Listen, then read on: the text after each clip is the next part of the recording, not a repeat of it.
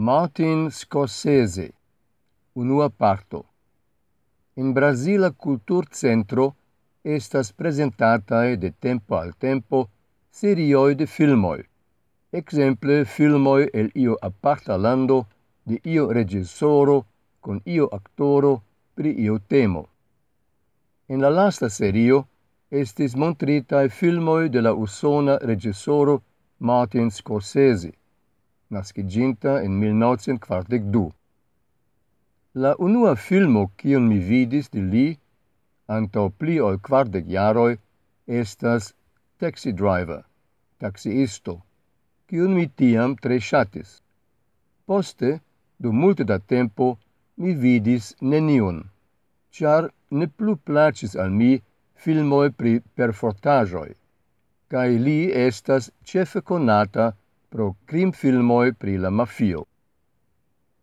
Antau 20 jaroj mi surprizigis, kiam li regissoris la filmon Kundun pri la Dalai Lamao, kiun mi spektis kaj ŝatis, kaj poste mi spektis in kineo ankaŭ la interesajn filmojn The Aviator, La Piloto, The Wolf of Wall Street, La Lupo de Wall Street, kaj Silence, Silento. En la Kulturcentro mi spektis la belan filmon The Age of Innocence. Kiel vi scias, ekzistas pluraj filmfestivaloj en la mondo. En kelkaj el ili estas donataj gravaj premioj.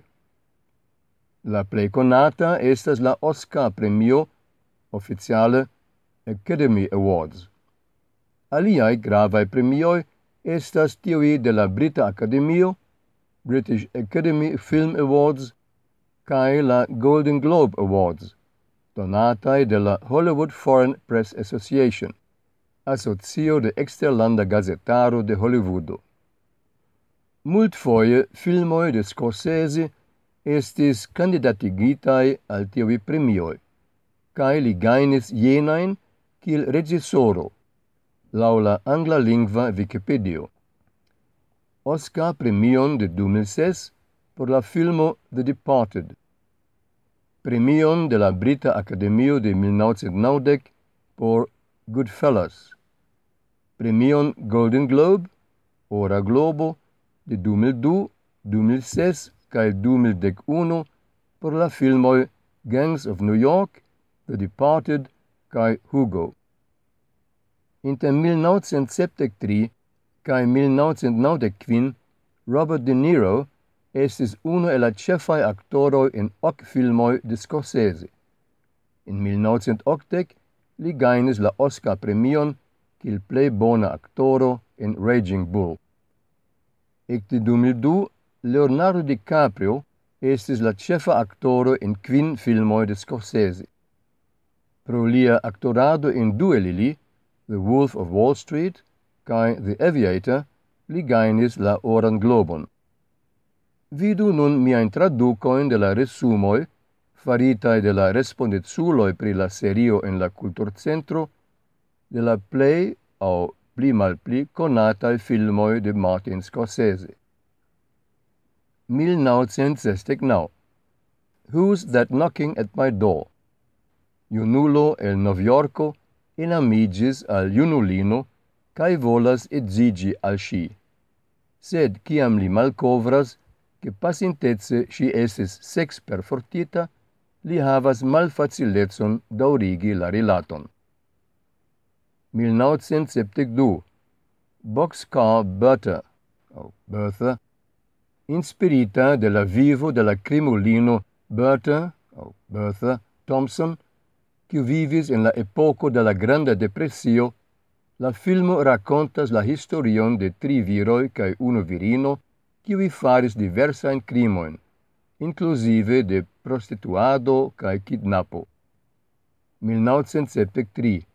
Mean Streets. La ĉiutaga vivo de 2 viroj en la submondo de la italaj kvartaloj de Novjorko. Charlie laboras kun sia onklo, kiu apartenas al la mafio, kolektante monon, sed esperas rekomenci sian vivon kun sia amatino. Kontraŭe, Lia plei bona amico estas indignema junulo, kiu ciam havas problemoin cae embarassoin pro hazard ludai schuldoi. 1974. Alice doesn't live here anymore. La vidvino Alice Hyatt perdis sian edzon en accidento. Cia si havas filon, cion si devas educi, si luctas por la postvivado de ili ambau.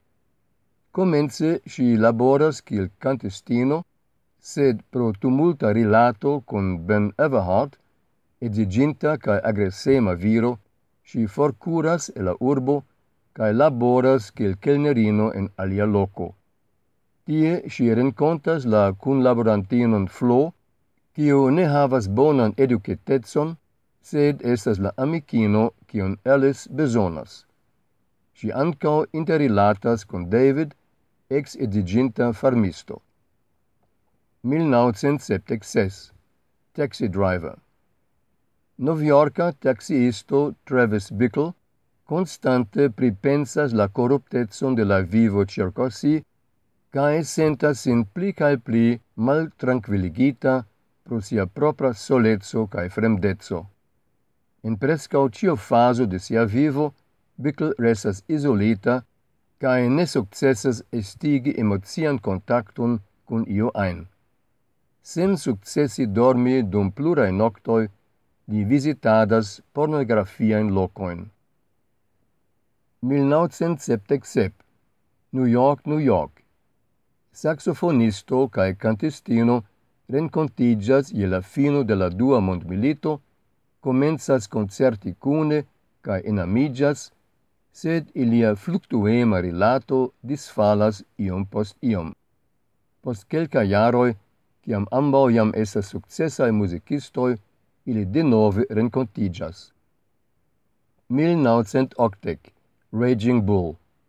La carriero de la boxisto de la mes-pesa categorio Jake LaMotta, nomita la Tauro de Bronx, supreniras til rapide quil lia privata vivo malbonigas pro lia perfortema cae possedema temperamento. Ciui circau li estas trafitae de lia memdetrua conduto, inter alie lia frato cae managero Joy LaMotta cae lia edzino Vicky. 1982. The King of Comedy. Jerry Langford estas fama televid programestro. Unu tagon forabas lin aspiranta comicisto Rupert Pumpkin cae ties amicino Masha. Pro savi sin, Jerry permessas che Rupert presentu sin en lia televid programo. Venontan mardon mi presentos la resumetoin de la aliae filmoi.